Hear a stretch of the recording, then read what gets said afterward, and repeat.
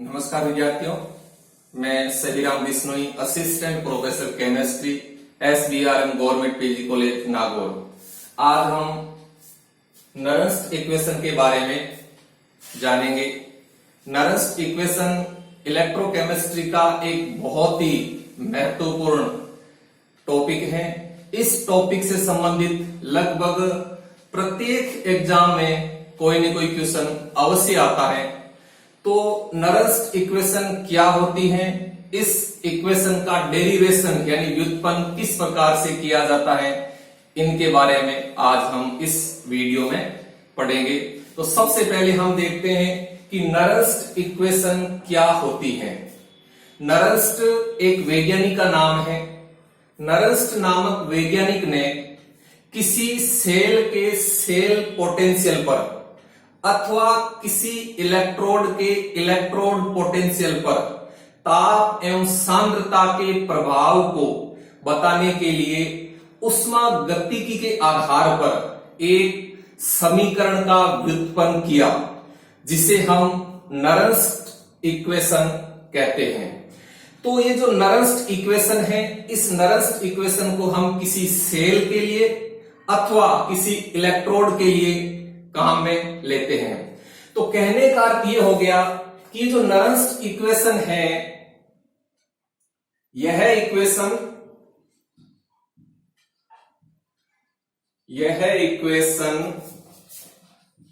किसी सेल के cell potential, किसी सेल के सेल विभव अथवा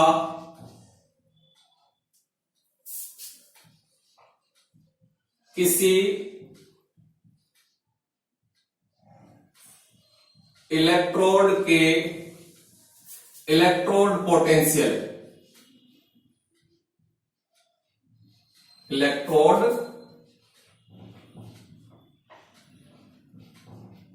पोटेंशियल पर ताप एवं सांद्रता के प्रभाव को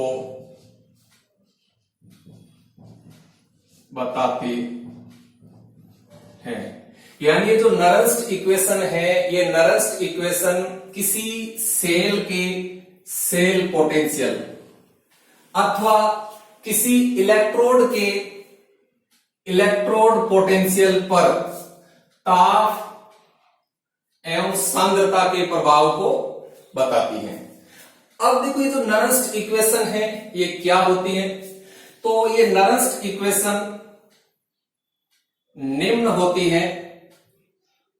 E बराबर E0 माइनस 0.0591 बटा n log बेस 10 प्रोडक्ट का सक्रिय द्रव्यमान बटा रिएक्टेंट का सक्रिय द्रव्यमान।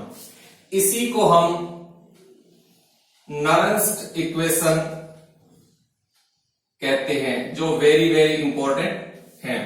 अब देखो, इस नरंस्ट इक्वेशन के अंदर E क्या है, E0 क्या है, N क्या है, ये हम देखते हैं।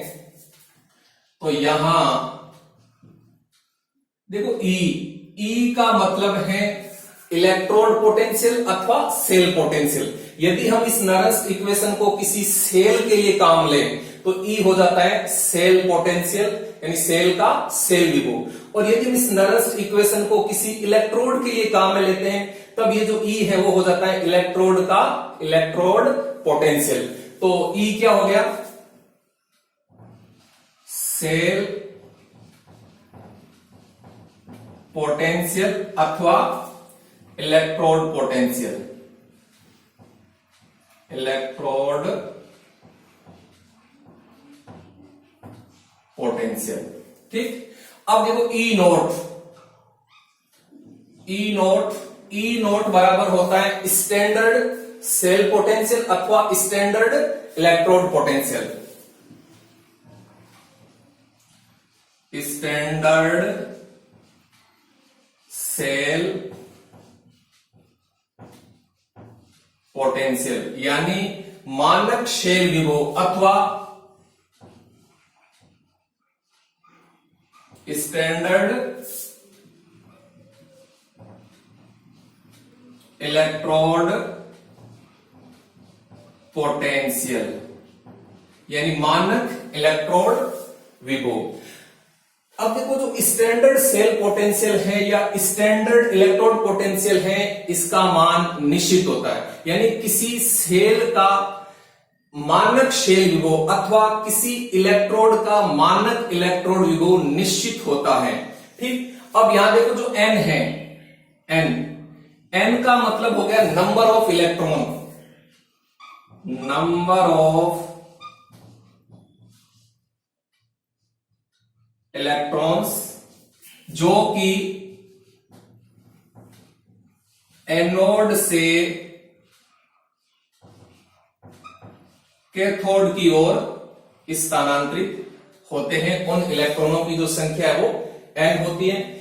p यानी प्रोडक्ट का सक्रिय द्रव्यमान, r रिएक्टेंट का सक्रिय द्रव्यमान। तो इसी समीकरण को हम नरंस्ट समीकरण कहते हैं। अब हम ये देखेंगे कि इस नरंस्ट समीकरण का उष्मागतिकी के आधार पर यानी थर्मोडायनामिक्स के आधार पर डेरिवेशन यानी व्युत्पन्न है वो किस प्रकार से किया जाता है। तो अब हम नरंस्ट समीकरण का डेरिवेशन यानी व्युत्पन्न देखते हैं।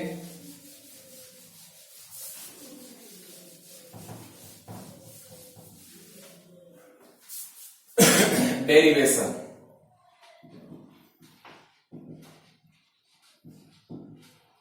यानी जो नरंस्ट इक्वेशन है इसका जो व्युत्पन्न है, जो डेरिवेशन है वो किस प्रकार से किया जाता है।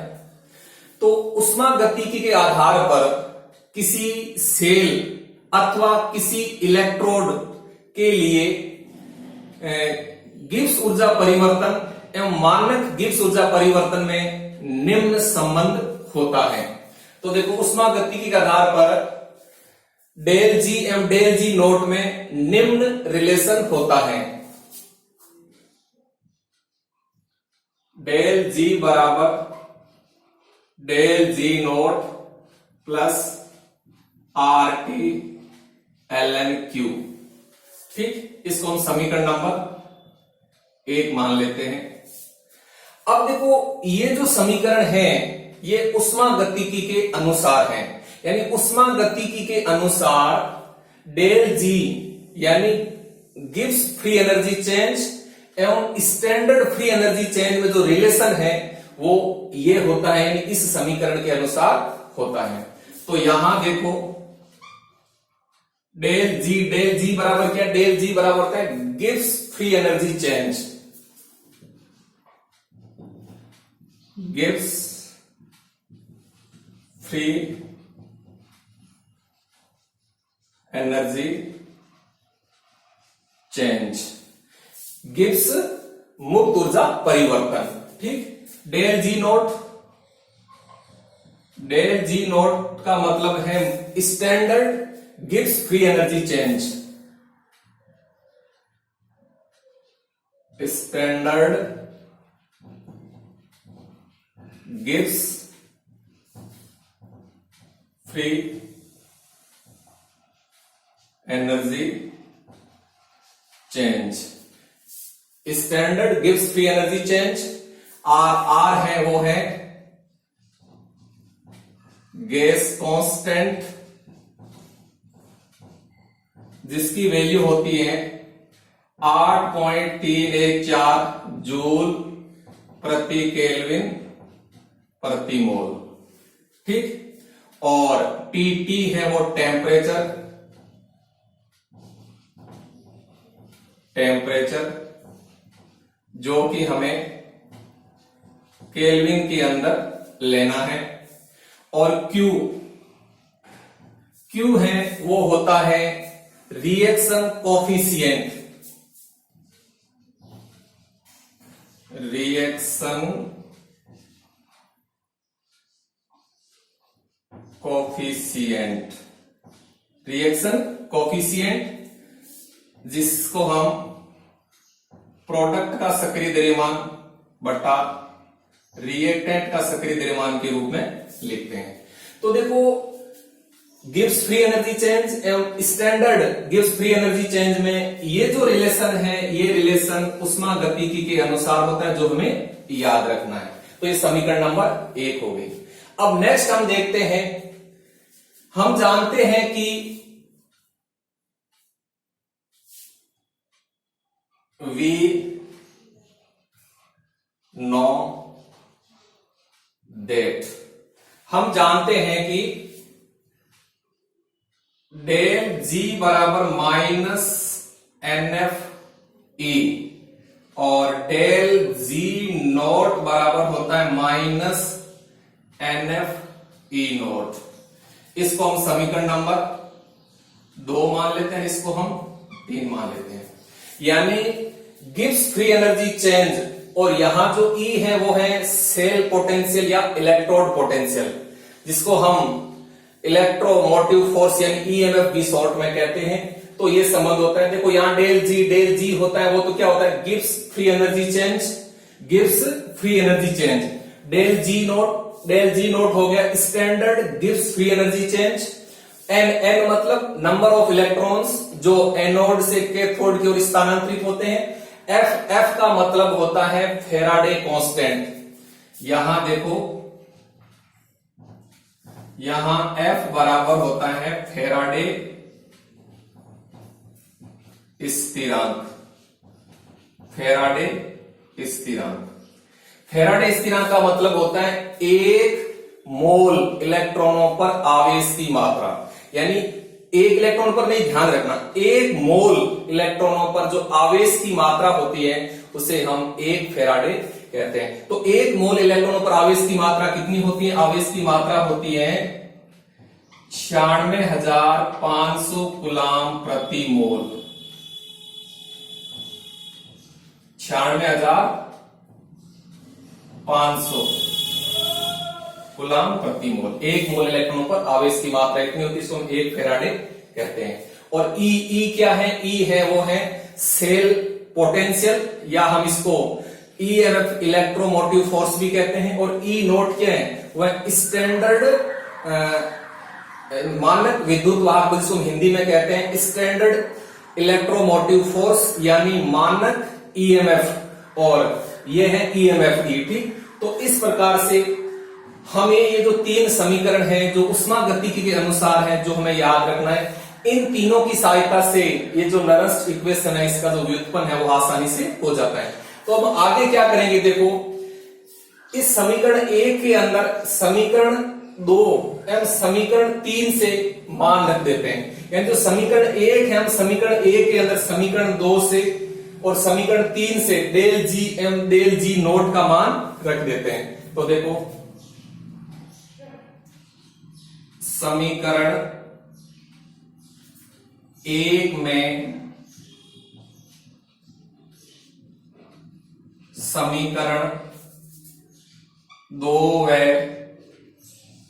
3 से मान रखने पर, यानी हम क्या करते हैं, इस समीकरण 2 और 3 से डेल जी और डेल जी नोट का मान समीकरण 1 में रख देते हैं। तो देखो क्या आ जाता है, इस डेल जी की जगह रख देते हैं माइनस NFE बराबर, यहां डेल जी नोट की जगह माइनस NFE नोट, और ये सेम रह जाएगा RT ln Q।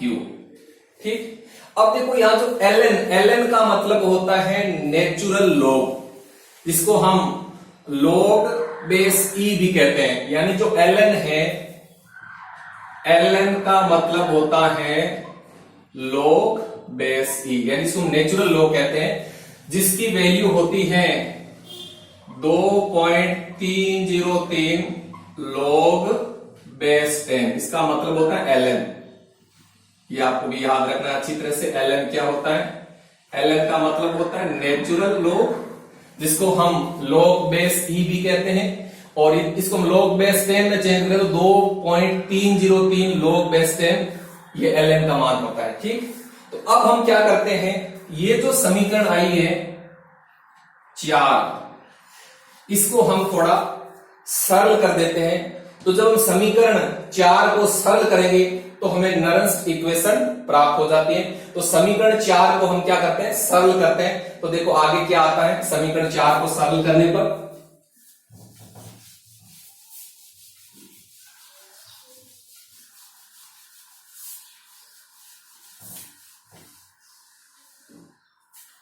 देखो जो समीकरण नंबर 4 है, इस समीकरण 4 में क्या करते हैं हम, समीकरण 4 के दोनों पक्षों में हम माइनस एनएफ का भाग दे देते हैं। क्यों देते हैं, क्योंकि इस समीकरण को सरल रूप में, सिंपल रूप में प्राप्त करने के लिए। तो समीकरण 4 के दोनों पक्षों में माइनस एनएफ का भाग देने पर, यानी समीकरण 4 है, इस समीकरण 4 के दोनों पक्षों में माइनस एनएफ का भाग देते हैं। तो जब हम यहां माइनस एनएफ का भाग देंगे तो हमारे पास आ जाएगा E बराबर। ठीक, अब यहां माइनस एनएफ का भाग देंगे तो यहां आ जाएगा E नॉट माइनस, अब यहां क्या आ जाएगा RT बटा NF, क्योंकि देखो यहां इसमें भाग देंगे तो ये प्लस है वो माइनस हो जाएगा, RT बटा NF, और यहां हो जाएगा ln Q। अब Q क्या है, Q है रिएक्शन कोफिशिएंट, जिसका मान होता है प्रोडक्ट का सक्रिय द्रव्यमान बटा रिएक्टेंट का सक्रिय द्रव्यमान। यानी इस समीकरण में ऐसे भी लिख सकते हैं E बराबर E नॉट माइनस RT बटा NF ln प्रोडक्ट का सक्रिय द्रव्यमान बटा रिएक्टेंट का सक्रिय द्रव्यमान। एक समीकरण तो ये आ गई, इसको हम समीकरण नंबर 5 मान लेते हैं। अब देखो समीकरण 5 है वो नरंस्ट इक्वेशन का एक रूप है, यानी ये एक नरंस्ट इक्वेशन है। अब हम इसको फिर थोड़ा सरल रूप में लाते हैं। तो हम क्या करते हैं, देखो यहां ln को log में चेंज कर देते हैं, तब क्या लाता है, देखो E बराबर E नॉट माइनस, क्योंकि देखो अब ln का मान क्या होता है, ln बराबर होता है 2.303 log बेस 10, ये ln की वैल्यू होती है। तो अब हम क्या करते हैं, यहां जो ln है, ln को हम log बेस 10 के रूप में लिखते हैं। तो यहां आ जाता है 2.303 RT अपॉन NF, और यहां हो जाएगा log बेस 10 प्रोडक्ट का सक्रिय द्रव्यमान बटा रिएक्टेंट का सक्रिय द्रव्यमान। तो एक रूप ये भी आ जाता है, इसको हम समीकरण नंबर 6 मान लेते हैं। तो समीकरण 5 और समीकरण 6 ये दोनों ही नरंस्ट इक्वेशन के रूप हैं। अब देखो समीकरण 6 है, इसको हम फिर थोड़ा सरल रूप में लाते हैं, क्योंकि देखो समीकरण 6 के अंदर जो F है वो एक स्थिरांक है, R है वो एक स्थिरांक है। तो अब हम क्या करते हैं कि समीकरण 6 के अंदर हम क्या करते हैं, टेम्परेचर है उसको फिक्स कर देते हैं। तो समीकरण 6 में 298 केल्विन ताप पर, समीकरण 6 में 298 केल्विन ताप पर R तथा F के मान रख कर सरल करने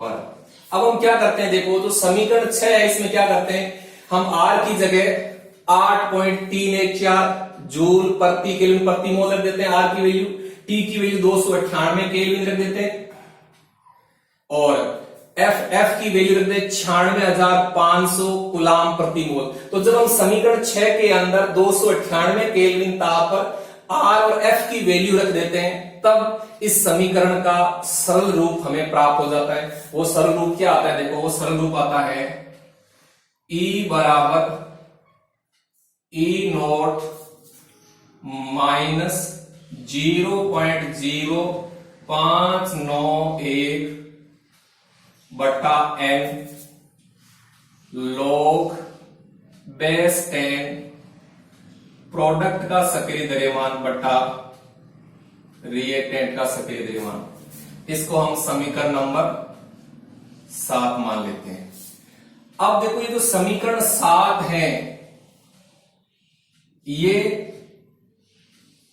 आपको न्यूमेरिकल के अंदर काम में लेना है। तो समीकरण देखो 5, 6 और 7 ये तीनों ही नरंस्ट इक्वेशन के रूप हैं, लेकिन जो समीकरण 7 है सबसे ज्यादा ये समीकरण 7 ही हमारे काम आते हैं, क्योंकि जब हम नरंस्ट इक्वेशन से संबंधित न्यूमेरिकल्स हल करते हैं तो हमें इसी समीकरण को काम में लेना होता है, जहां हमें देखो ई का मान ज्ञात करना होता है। ई क्या है, ई तो है यदि कोई इस समीकरण किसी सेल के लिए काम कर रहे हैं तो वो हो जाएगा स्टैंडर्ड सेल पोटेंशियल, क्योंकि किसी भी सेल का मानक शेल विभव निश्चित होता है। जैसे डेनियल सेल है तो डेनियल सेल के लिए E0 की वैल्यू होती है 1.1 वोल्ट, यानी कोई भी सेल है किसी भी सेल के लिए स्टैंडर्ड सेल पोटेंशियल का मान निश्चित होता है, ठीक।